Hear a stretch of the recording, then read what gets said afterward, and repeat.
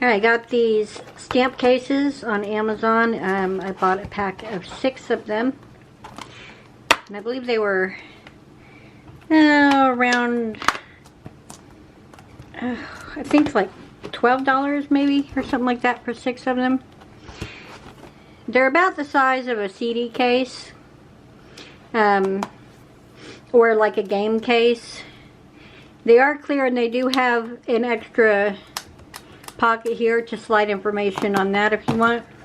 But as you can see, it does make it possible to really like see stamps. Now they move around in there and shift. Depends on the stamp. Some might not.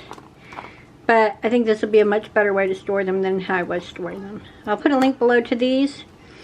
But yeah, I could see actually a few different crafting items working for this kind of storage method. Yep. If you've ever used these to store craft items, let me know. Or something similar, let me know how it worked out for you or what you store in them.